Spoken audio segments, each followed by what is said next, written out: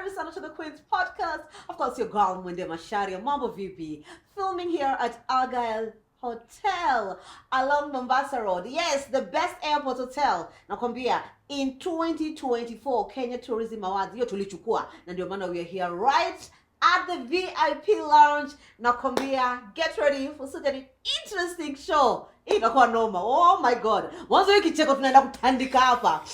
She is an award-winning television host, radio host, MC, ambassador wa brands tofauti tofauti. Drums rolling for AZEEZAH HASHIM.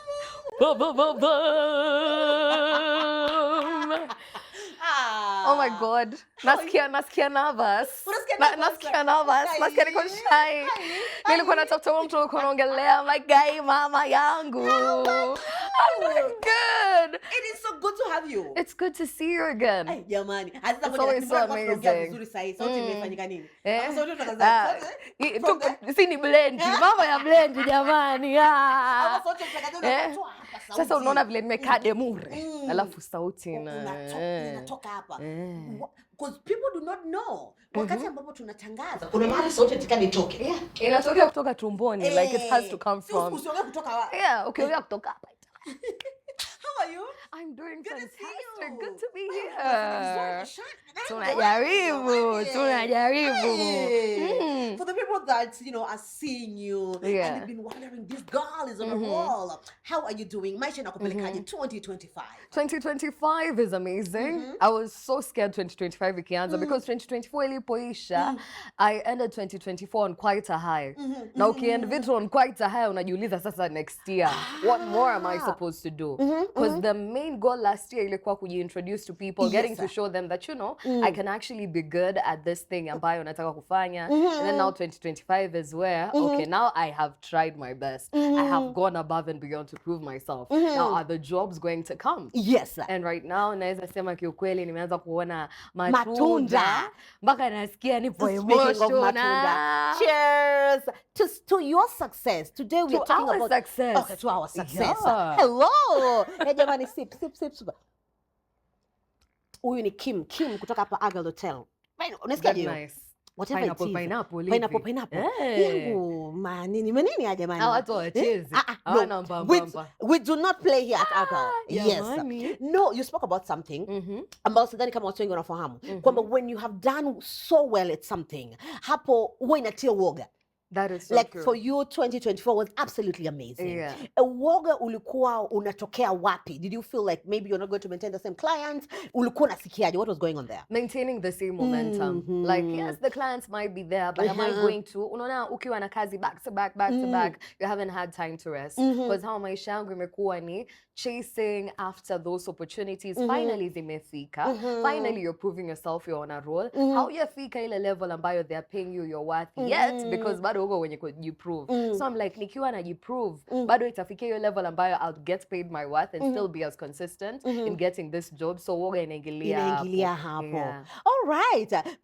Kwa mtu ambaye anakuangalia kwenye mitandao ya kijamii, seeing you with this brand, with that brand, Tanzania. Dadangu, shoga yangu. Bongo. You have very close ties with Tanzania. Tell me about it. I'm very strategic with my journey. It's not the first time nimesema kwamba my dream, my goal is to be in Hollywood. BET, E-News, MTV, that is the dream. But ndo uweze kufika hapo, lazima kuna mikakati umeziweka to be able to achieve that. So my biggest goal for last year and this year has been East Africa. Okay. Solidify East Africa. Started with Kenya, then Tanzania, then towards the end of the year, kutakuwa na a lot of things in Uganda as well, so that you're a representation of East Africa. When they think about number one in East Africa, they have to have a name in mind, especially in our generation. So that was my main goal intact. Na Tanzania ilikuja naturally kwa kuwa I'm a big fan of You're not Tanzanian at all? Hata sina damu ya Kitanzania. The GM here, just so you ulikuwa na introduce, and he's like, is she Tanzanian? And then I'm like, well, a lot of people think I'm Tanzanian. Yes. Yeah. Uliingiaje Bongo?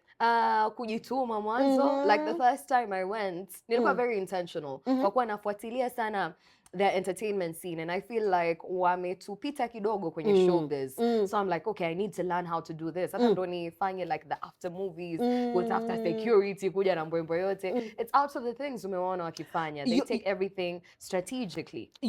Speaking about that strategy, when we were talking about it, Ali uliniambia kwamba in order for you to host Swahili Fashion Week, uliwa email how many times? 3 years in a row. Kwenye DM nikifungua, the first year na DM, no response. What were you telling Second them? year, no response. My nani nakwaga the same. Hi, my name is AZEEZAH HASHIM. I'm a radio presenter at this and this, TV presenter at this and this, MC, voiceover artist. I'd love to work with you. Please lead me in the right direction on how I may go about this. Because kwenye DM, maybe so boss, whoever is approving is not in the DMs, but they can lead you to the right person who will eventually atakufikisha utakapotaka kufika. So that is how I reached out. The other time they told me, okay, we can provide the opportunity, but normally the costings ni better tukiwa na mtu wa nyumbani. Kaambia basi isiwe issue.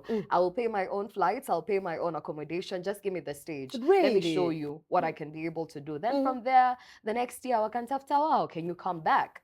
So you hosted the second year? Yeah.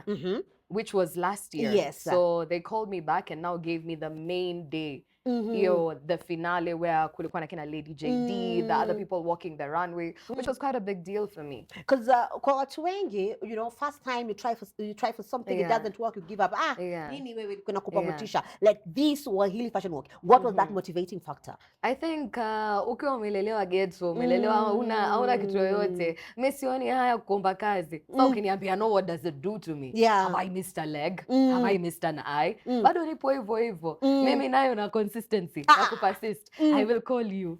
Hata kupigia mara 5, mwisho utapokea tu. I've had clients that I've had to chase back to back. But the moment they give me a chance, after that, you will be the one chasing me back to back. That's what's up. Now, speaking about growing up in the ghetto, what is this ghetto? Will you grow up here, AZEEZAH? So my parents are originally both from Majengo. My mom, hapa Majengo tu ya kawaida Kamkunji, Kikomba, ndo pali ya kwenda kushop for vitu na vitu kama hivyo. So, but my mom ni Mkikuyu, my dad ni Mswahili. But wote wamekulia Majengo ya Nairobi. So, yeah, wakapata pesa kidogo, kamia high rise. I'm the second boy. Okay. Yeah, the one that nobody cares about. That middle child. Like, unajua washa experiment na first born, na last born sasa wanampatia too much attention because anasumbua. Sasa wewe wakatikati, you seem like you have everything sorted out. Just do your own thing. Tafadhali, you can survive. I mean. Yeah, wako tu sawa. So yeah, wakapata pesa kidogo, high rise, then Caliph. So my childhood sana ilikuwa Caliph. So kina Nonini, kina Jua Kali wakiwa ndo wanachipuka at that time. We could see wakikaa kwenye ngazi, unahepa madrasa, ukujua kuna watu wakishoot music videos and everything. Umesoma madrasa wewe? Yeah. Una watu wakishoot music videos zao nini. So we were inspired a lot when it comes to entertainment. Kuiona closer to home really inspired us sana. What was the dream? Ndoto ilikuwa gani?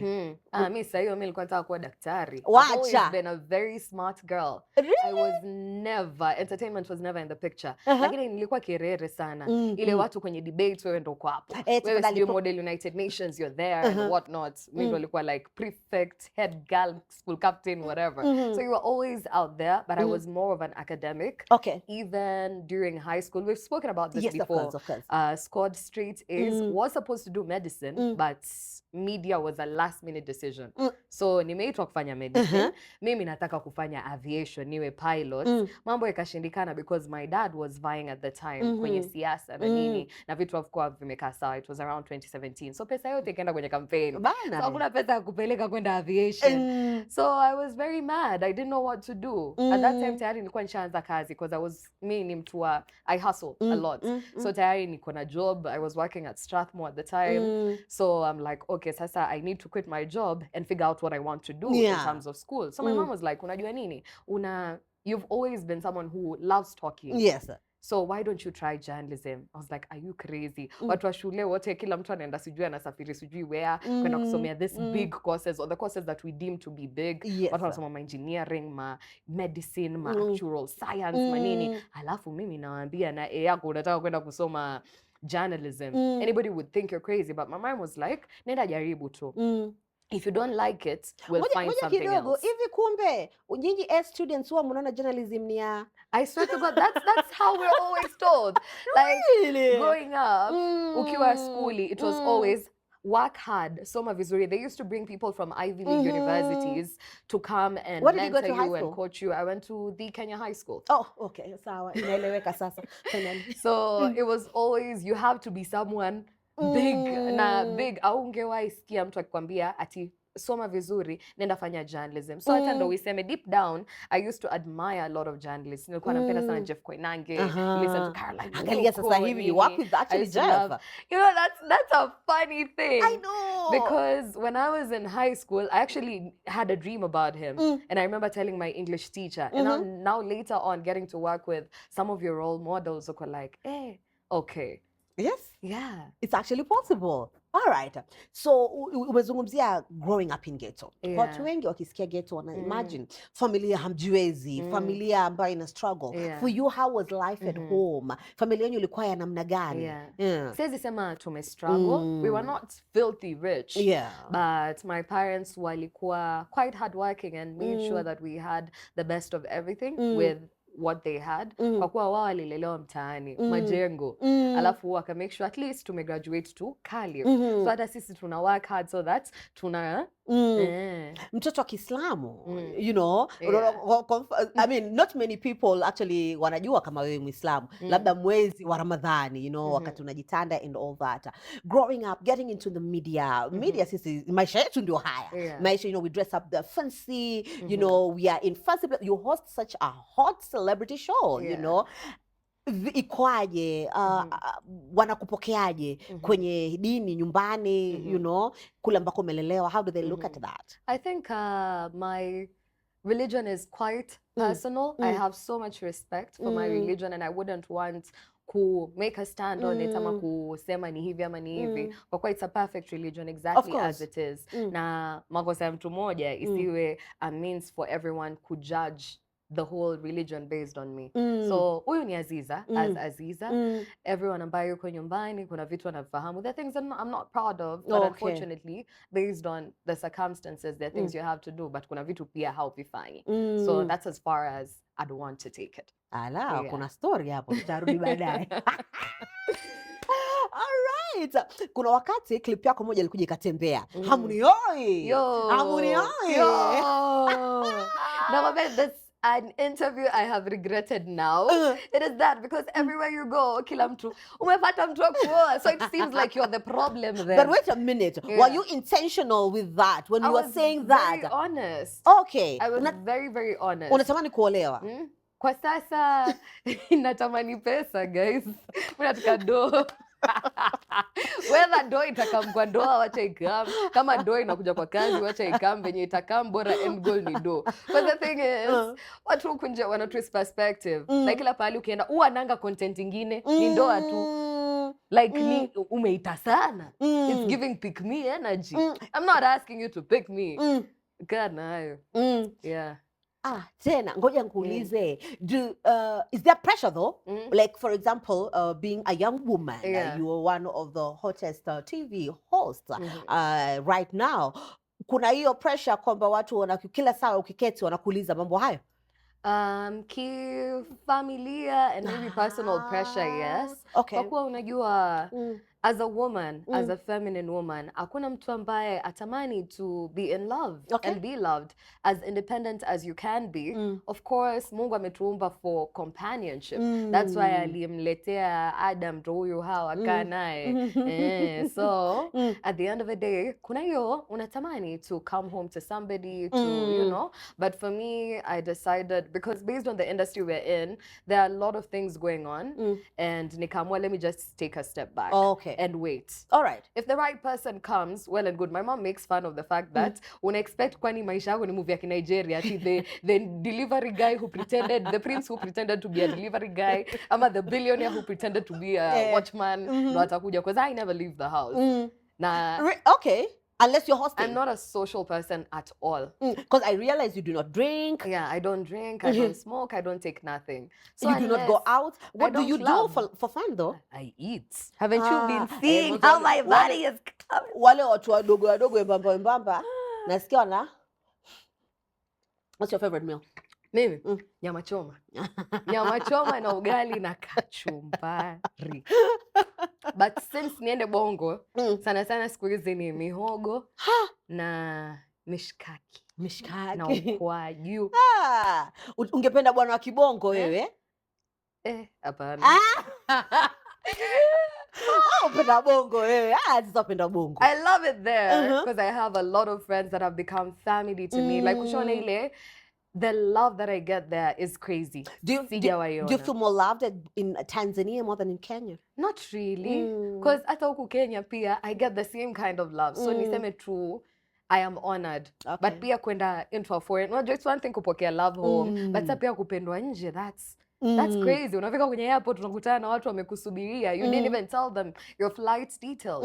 But they're usually you have not told them usually? No. Wacha. So umefika pale and it's crazy. Mimi nashukuru tu yani. No, unaenda Bongo kuhost harusi ya Hamisa unaniambia. Hello. We were very excited, man. What happened? How did you get that deal? I actually got a DM from HAMISA. Really? And hi, getting married and I'd love you to come and host for me.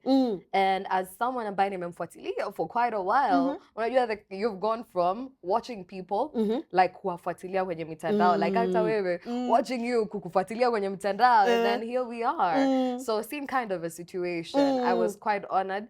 Nilipiga nduru kwanza, nikampigia sister yangu, nikamwambia guess what? Screenshots, screen record, here you go.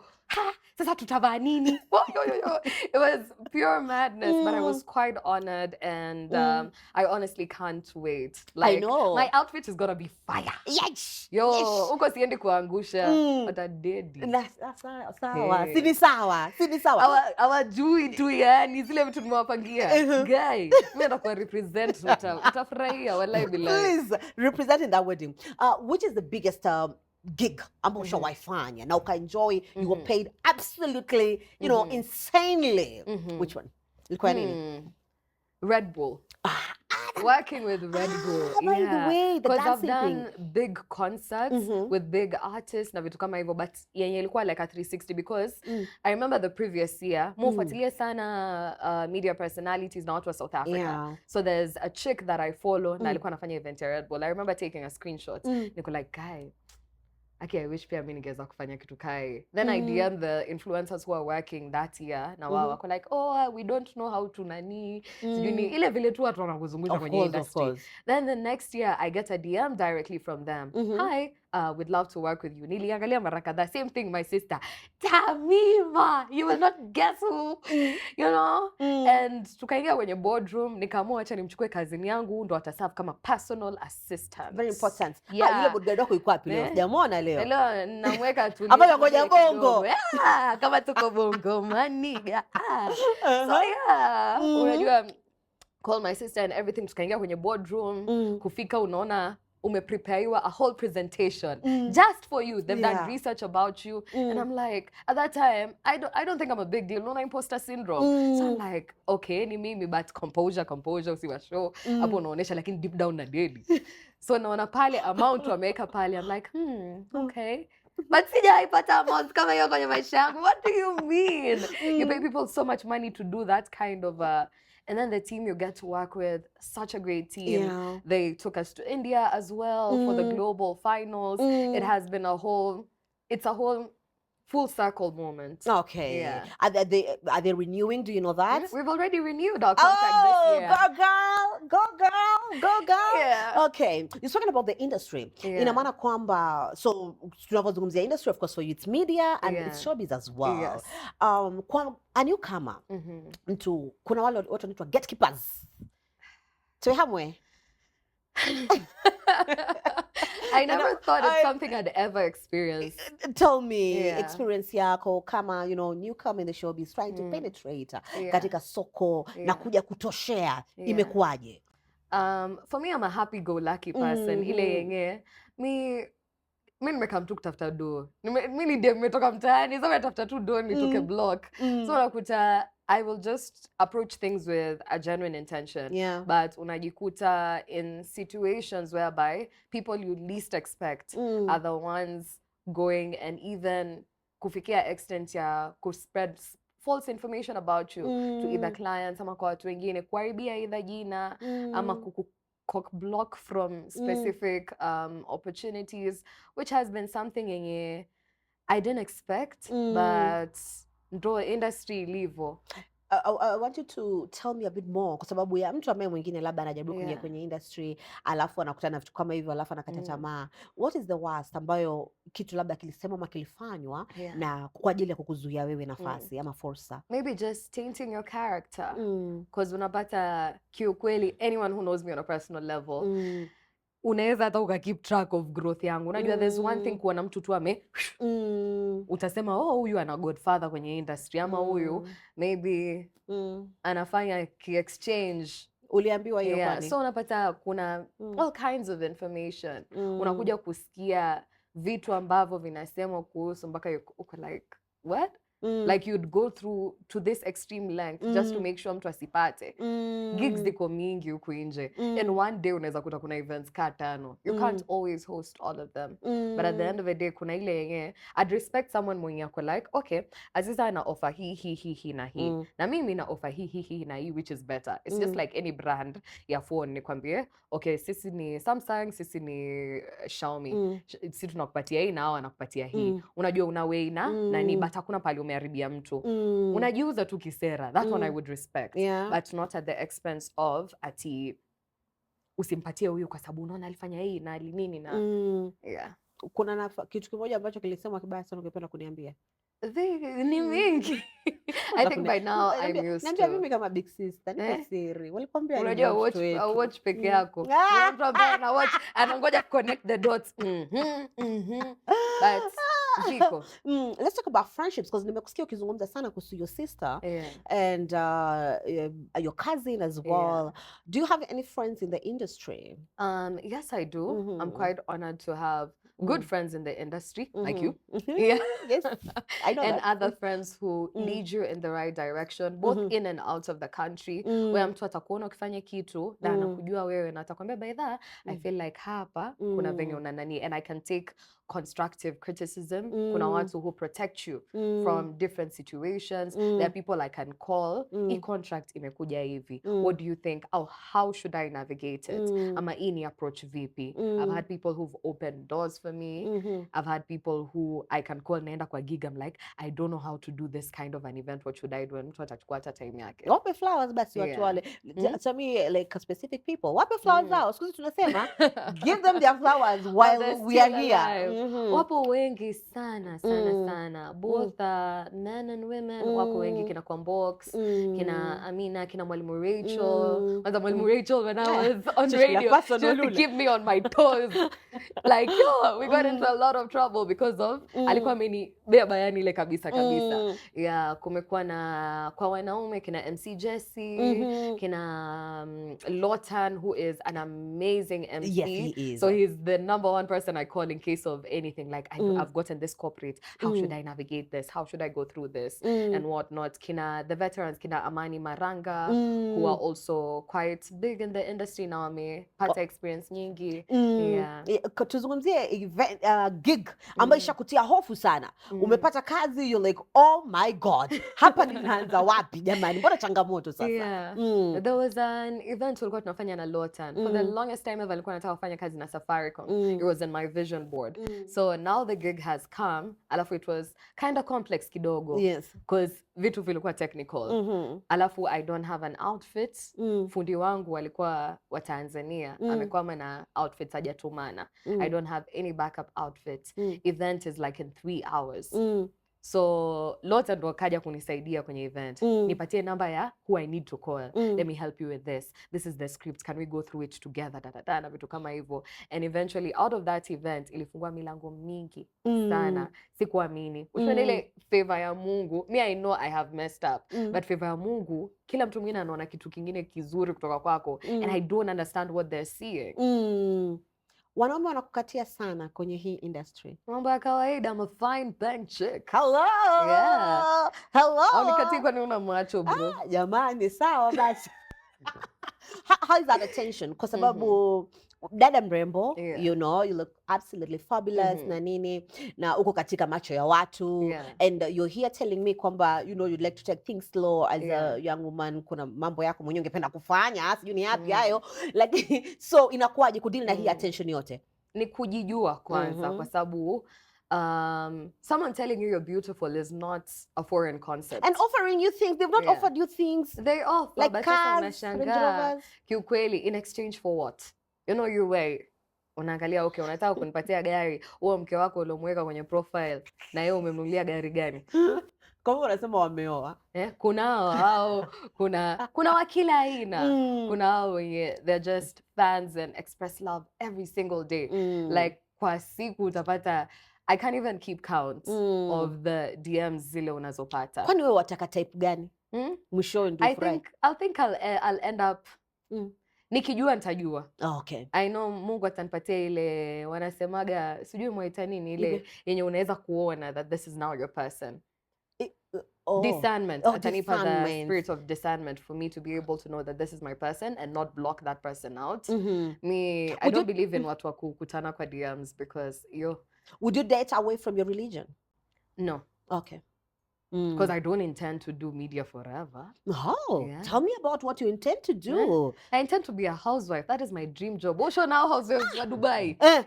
Oh, that is my dream. Dubai bling. Like, wachana Dubai bling. No damn, anatupatianga pressure on TikTok. Which one is the Dubai housewife. She wakes up in the morning, anaingia kwenye her pink G-Wagon, and then anaenda kuangalia kama her Swarovski nani imekuja. Swarovski nowadays is becoming ghetto. Natoka naenda Louis Vuitton, namaliza, go drop off my son somewhere.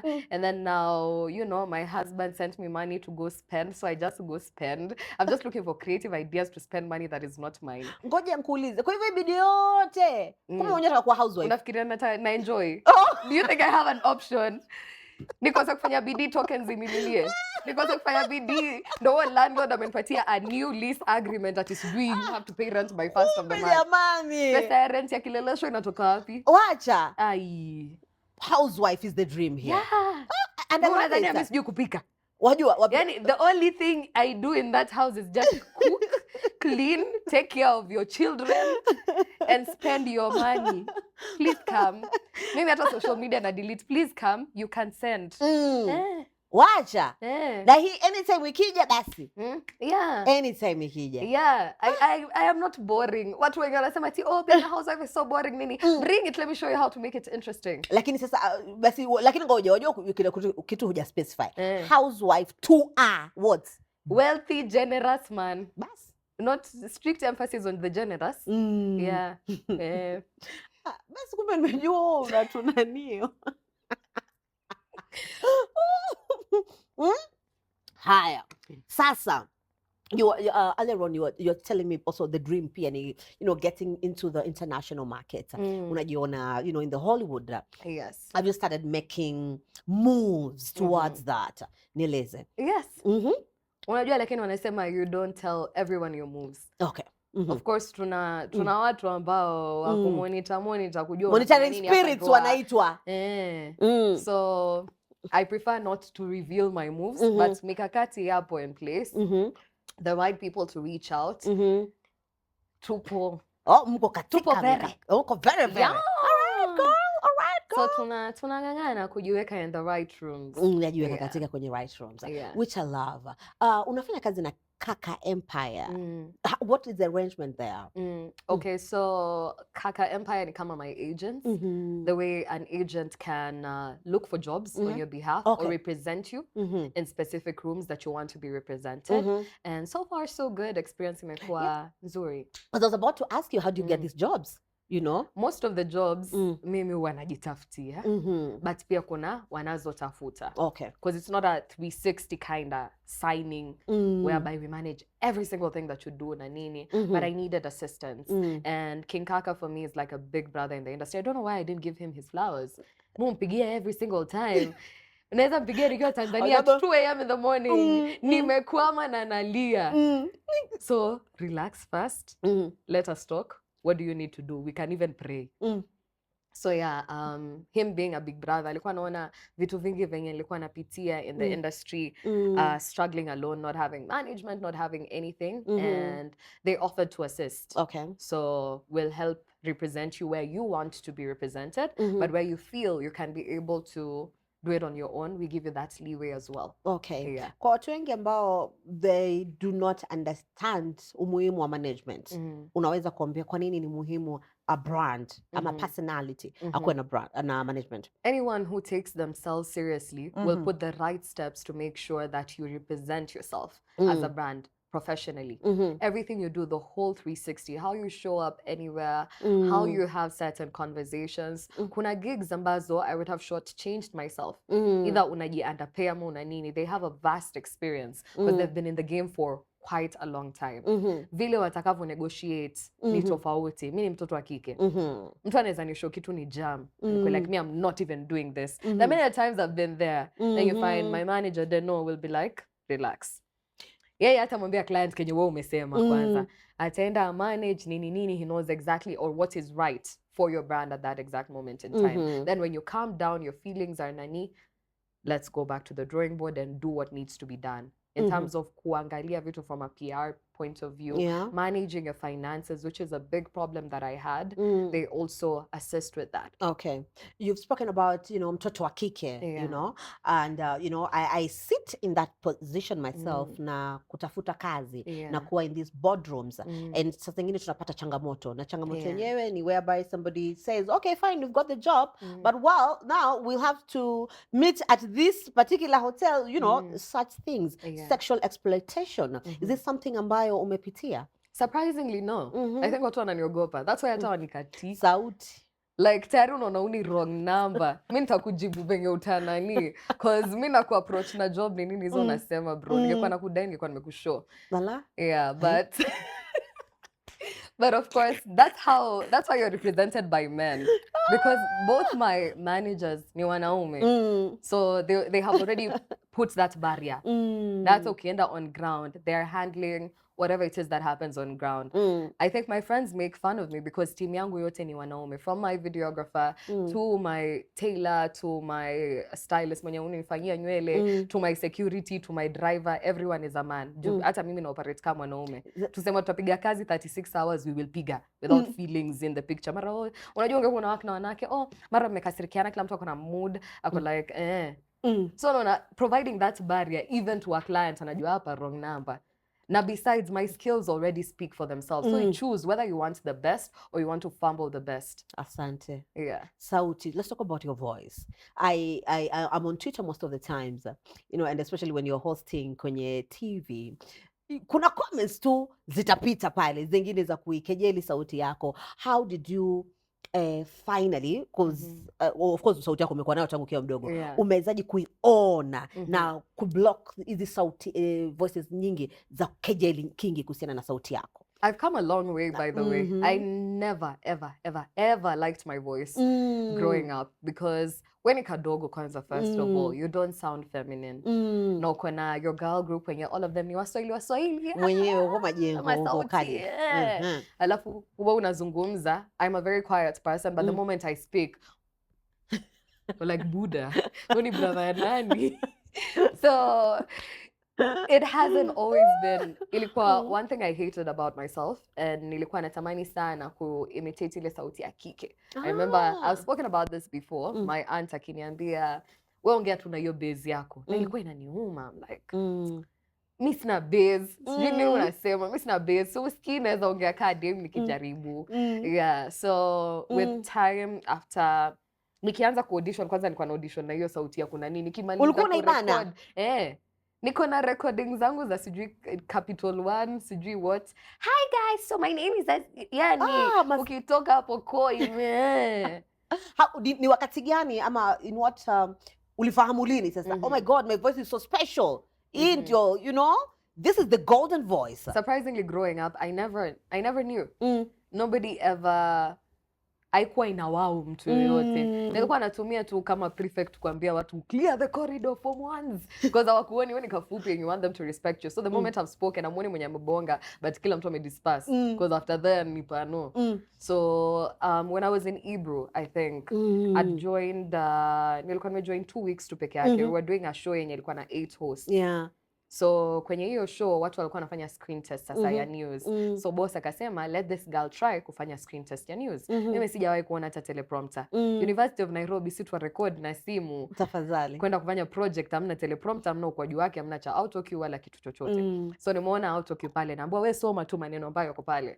So I read the whatever nini kidogo kidogo nikafanywa reporter. Like immediately I was called the next week I'm a reporter. The other week you're now a news anchor. Kidogo kidogo you're given a political show to host. Reason being that you can grill politicians because you uko na like a tough voice. So I think that's when I started loving my voice and I was in a newsroom and ilikuwa na a lot of people who built me, shaped me, taught me so much about myself. Until now we're very good friends. So hapo ndo mambo ilianza kupikwa. Hapo ndo kaanza kujua. Let's talk about discipline. Tukiwa katika kazi hizi zetu za media. You know, kwa sababu in our space whereby unakuwa maarufu, suddenly unakuwa maarufu, suddenly unakuwa mtu ambaye ukitembea, ukiingia tuseme hapa kama Agel Hotel hivi, everybody's noticing you.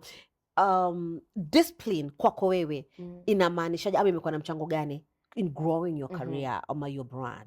I think now I'm more grateful to my parents and how they raised me, because when I look at how other people have been raised, I'm like, I'm glad sikuwa nakubalishwa kutoka nje. I am glad nilikuwa nafungiwa because it has saved me from so much. Because number one, you're not all over the place. You're only seen when you need to be seen. You're only in places when you need to be in certain places. So I think discipline has played a very big role, especially as a woman. Yes. Because there's so many temptations ukunje. And unfortunately, if I'm not available to those temptations, there's nothing to feed onto them. So discipline may play a big role, even in how I approach my work. I'm a hard worker. You are. I know people talk about working smart, but for me, I work smart, but twice as hard. Like I will go hard. So your discipline ambayo umelelewa nayo ndio inafanya approach yako ya kazi inakuwa tofauti. Inakuwa tofauti sana. Nini kingine ambacho unaweza kukipatia credit? You know, what other attribute unaweza kuipatia credit kwamba this one imenisaidia sana, you know, apart from discipline? I think humility as well. Imekuwa na pros na cons though, because when you're too humble and or when people think you're too kind, inakuponza kidogo because unakuta kuna watu wana take advantage whereby mtu anaona AZEEZAH ni besti yetu, ni mpole mpole, hata kulipa pesa zako ama hata nini ukiwa kwenye event, ama anajua tu utasahau ama utasamehea vitu haraka, so they'll do certain things, maybe madharau ndogo ama kuku look over na vitu kama hivyo, ama make certain comments because anaona AZEEZAH watu utasmile tu, ama kama kidogo utaenda tu kando uende ulie ni kapole. But now your humility pia it plays a big role in certain situations. Umezungumzia kulia mara ya pili hii. Unaliaga sana? Unapenda kulia? I do cry. Like I think that's my outlet, to be honest. It's good to be open. I cry when I'm happy. Because they're tears of happiness.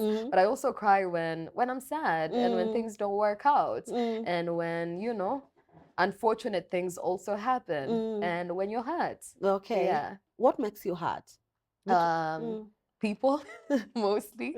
I mean, when they do what? The things that hurt you are the things you can't be able to control, because you love things that you can control. If it's within your capacity to handle and do, unaweza uka Ushakuwa na heartbreak wewe?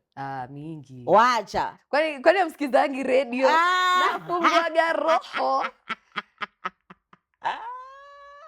Unafungaga roho kulia? Vibaya sana. Gani ilikuumiza kabisa? Wote. Na alikuwa nani huyo jamani? Asijaka hapo Khalif sijui. Wakalif alinumizanga sana. Si sana.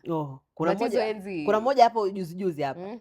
Ndo nikaamua kukaa. Ndio nimeona. utaniambia. Unasema tusikize radio. Tell people where you are every day. Every day I host a mid-morning show, 10 a.m. to 1 p.m. on Hot 96. I'm also a TV presenter hosting the biggest and most watched entertainment show in the 254. That is 10 over 10. Na watu deadly vibe na kwanga moto walai bilai. Yo shows mnakwanga na energy. Hey, you know, from the moment tunaingianga tu hivi yani tu nikaa tu nasikia tu kuruka. So you see, for many people assume when you're very energetic, because I've been accused of that, that like you're high on something. Nothing. Yes, because it's just what for you gets you that adrenaline. Nini. I love music. I love music and I love vibes za watu. Unajua kuna kwa na genuine vibes tu hapo. Like at 10 over 10 for example, unapata watu tu wako genuine tu. Na wako hapo tu have a good time. And because sipigagi sherehe, sasa hiyo ndo sherehe yangu. Every single Friday. Hujawahi piga sherehe katika maisha yako hiyo? No, piga, but ile once in a while. I love concerts. Okay. So I'm like, let me go for a concert. Na pia Tanzania ukienda. Sasa ngoja, sherehe gani? You dance? Yeah. Okay. Like maybe it's funny how we'll go out and I'll be the last person kutoka kwenye like the entertainment joint or something and I'm not using nothing. The whole time niko tu kwa nani nikicheza tu. You're the highest. Floor. Yeah.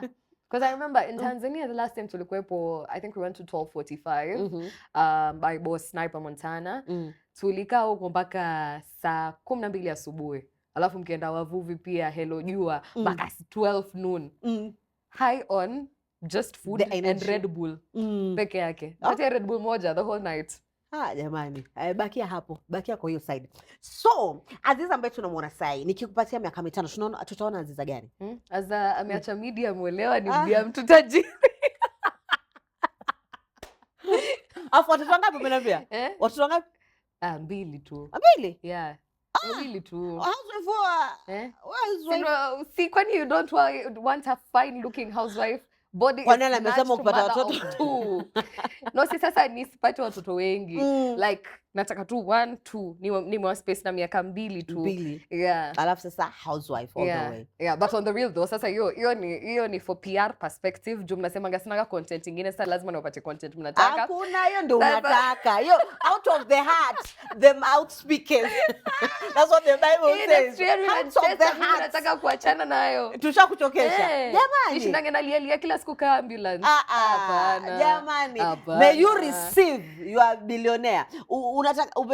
Unasema akiwa Mkenya ama akiwa Mwarabu. Nataka ni Warabuni wewe. Awe Mkenya, Mwarabu, Mjaluo, Mzungu, whatever. Unajua pesa ichagui. Kufunika tu sura tu hivi aka handsome boy.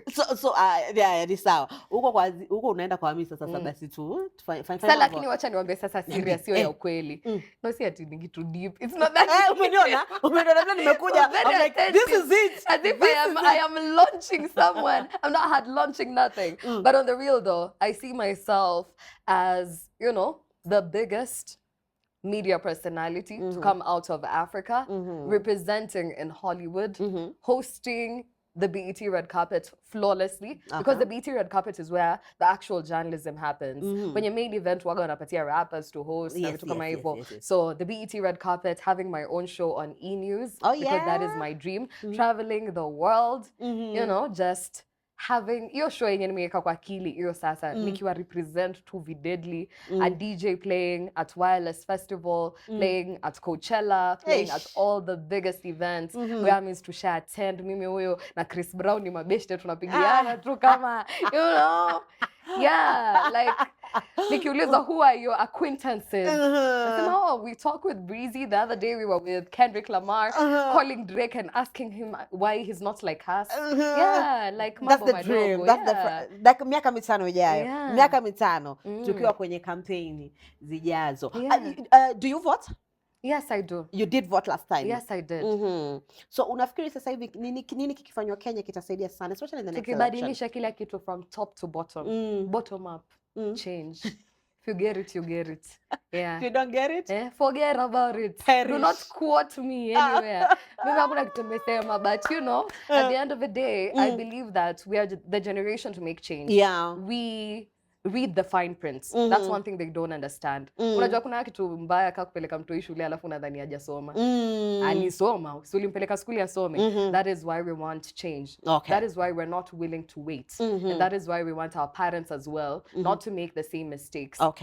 Hii nchi ni yetu. Atungojea ati ifike sijui 2040 ndo tubadilishe, tunabadilisha saa hii. Kama kuna mtu anahitaji kwenda home, wacha aende home so we can make a change. Kama economy inafaa work right, wacha work right. Let us not have excuses. Msituibie at the expense of please. Do you ever dream to be in that space? Because watu wengi wa media never. I prefer to hate from the outside of the club. Sasa nani atawaambia mfanyi job? Mimi ni wale wasewa. I will wake up at 6 a.m. in the morning and after I'm done there I will tell you you have not built this road that you said you are going to build. Wewe wacha ukabaki hapa kwenye criticizing. Yeah. That's why I was given a mouth to talk to and criticize. Yeah. Thank you so much, AZEEZAH. I feel like we want to continue. Unataka tuongee zaidi? Sasa wewe niambie Betha umekuaje? Niko poa. How are you loving the podcast? I'm actually loving it. I'm actually the independence. Unaona sasa? How do you feel the difference? Unajua umezoea kwenda kazini from Monday to Friday every sitamani kwenda kazini kila siku mimi. Do you have an alarm clock? Do you know somebody? No, I do not have. Somebody asked me, do you miss radio? And I was like, no. Actually, I have never heard about it. I do not know. I feel like also I did my best. I did my best in those, is it 15 years? Because I did 14 years at Standard, 1 year in 2 radio stations, Mombasa. Nikafanya kaya na nikafanya. Like, really, ukweli kabisa, when that person asked me, do you miss radio? Ukweli from the bottomness. There's such a word. I do not miss it. But of course, I would love to do more media.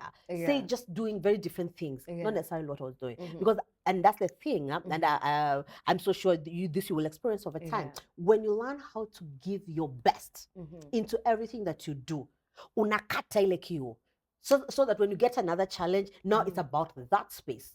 Yes. To be very sincere, I'm having a very good time managing my own time. Do you have any fears? Like no, I do not feel. Ulipo quit, did you have? I am a person that takes the bull by its horn. Sasa tuko ndani, sasa tusikie ikoaje ndani.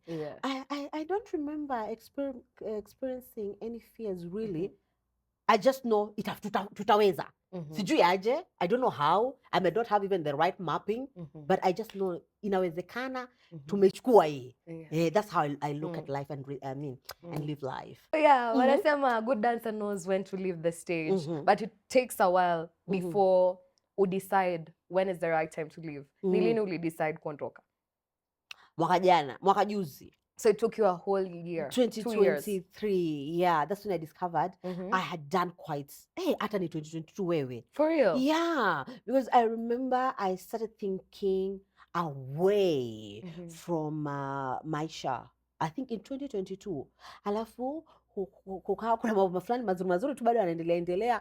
But now until 2024, when I went for my leave in May, I didn't want to go back. I didn't want to go back.